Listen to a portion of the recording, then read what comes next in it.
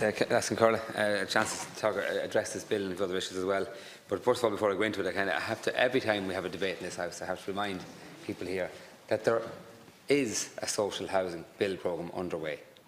Because every time I come in here, I get the impression, and Deputy Healy said again tonight, and others, that the government are doing nothing here. I accept it's. Please, can I talk? Can I?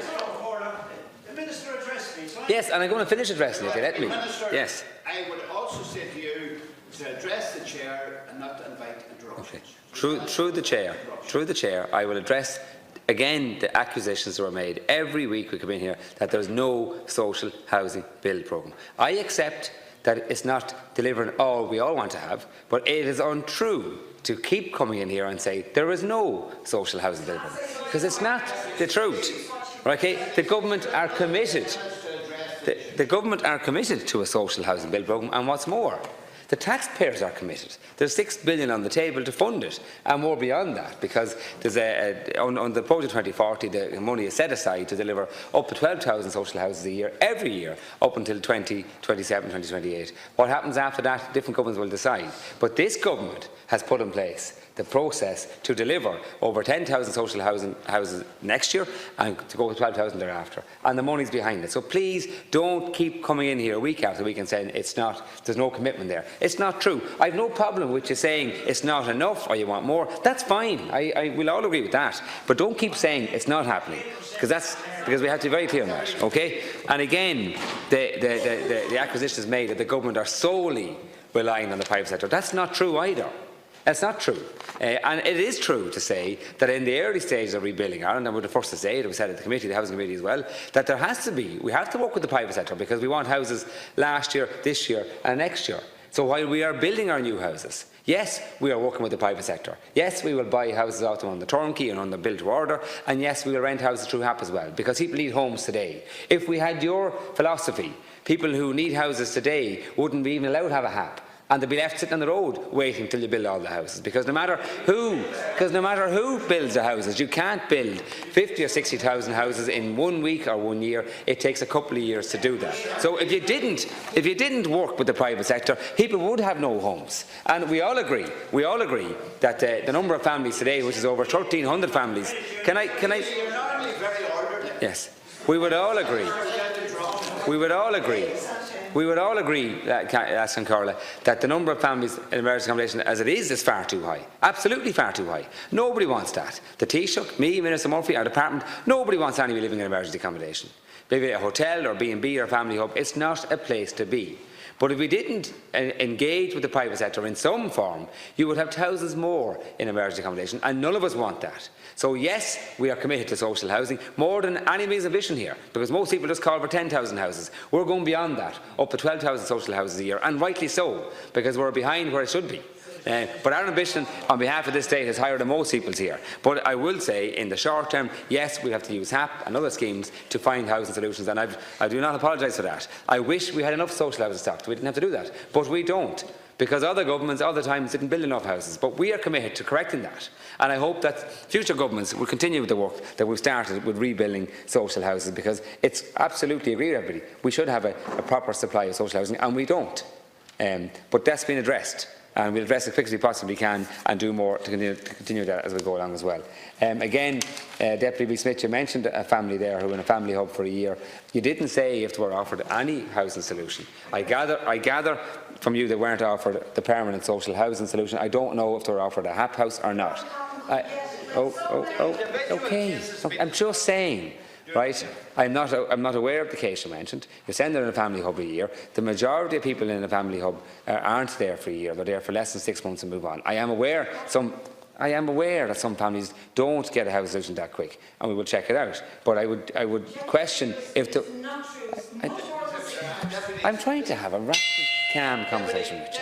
Okay. Minister, address the chair, and if you're going to have bilaterals, you can have it outside the chair. Through the chair. through the chair, if someone's over a year on a family hub, we will check it out. I'm asked the question, was the person offered a housing solution or not? I get the impression they might have been, not the permanent housing solution, but maybe a HAP solution, but we will check it out, because the majority of people, and I've been in a lot of the family hubs, the majority there move through quite quickly, and rightly so, because it's not the intention that you spend a year or 2 years or longer in a family hub. The hope would be that people will be in and out in less than 6 months, which happens in the majority of cases, not all cases, I know that, and we're trying to address that. But I mean, you mentioned the family case, and we'll have a check out to see where that's at as well. And again, I want to get back to this bill.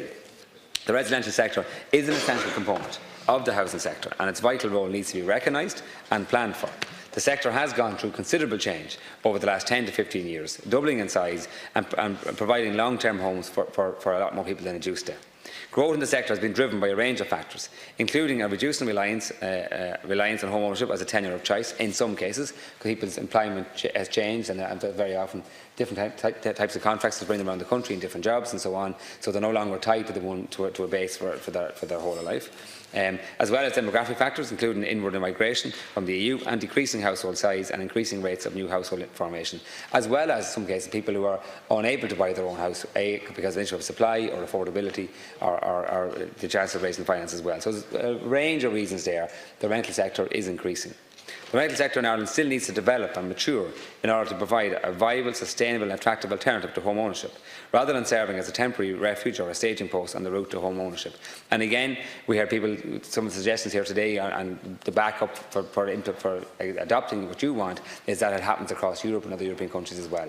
But I would say to you, in some of those European countries and examples quoted, they have a very, very mature rental sector, one that we actually envy and one we would like to have ourselves. But we're on a journey to that, and we do a rental strategy, and we had a rental plan set aside that hopefully we will get to have a rental sector that's common in other European countries, and people will be able to have that choice, and it'll be in a proper price range as well. But that's a journey we're on. Again, it can't happen overnight, and it is under supply. But we do want to have a professional rental sector, because we don't have it in this country. 86% of our landlords are not professional landlords. They're people who have an additional second home. And some are reluctant, some are not, but they're not professional landlords. And that's something we want to change, and change over time if we can as well. From what I've heard in this evening's contributions, I think it's very safe to say and that there's a clear need to ensure the residential sector is both an attractive option for tenants, but also a secure and viable investment choice for investors.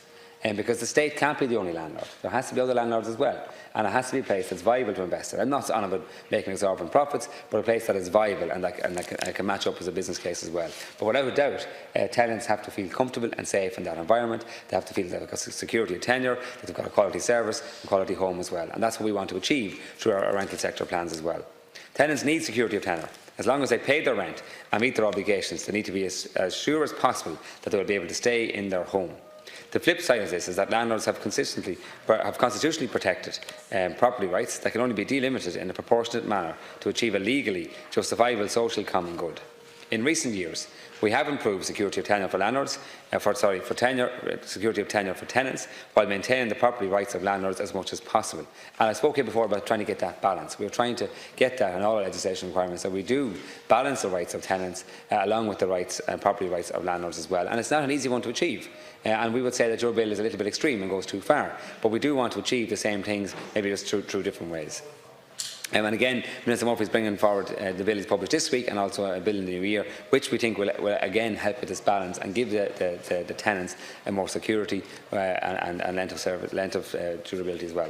Thrown to the specifics of the Deputy's bill tonight, it is clear to me that there can be no consideration of the issues relating to security of tenure without an acknowledgement of the problems that can be caused by the appointment of receivers to rented dwellings. However, the interplay between receivership law and the Residential Tenancies Act is complex. It is imperative that we do not make any amendments that either make matters worse or lead to legal uncertainty. Nevertheless, there is no question that action needs to be taken in this area, but any action taken must be well informed, considered and legally sound. And Minister Murphy has again flagged this is something that he will address and bring a lot more clarity to in the bill coming forward in the new year as well.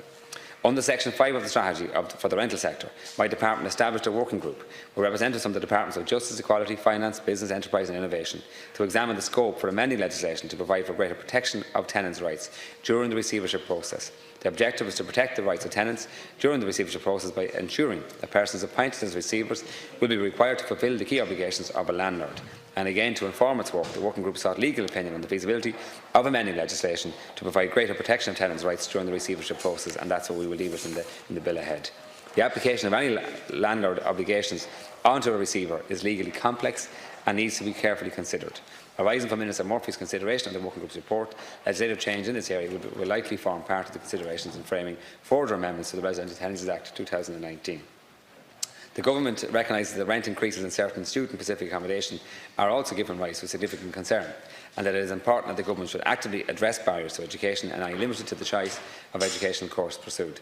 I'm conscious that my time is up, but I was probably interrupted slightly as well, so I might just take a few more seconds to finish this point. My department is working with the Department of Education and Skills and with Minister Mitchell O'Connor to examine the wide range of student accommodation types and auxiliary services available, with a view to considering the issue of pricing, including if appropriate new regulatory or legislative proposals, and there's a commitment to do that in the bill coming forward as well.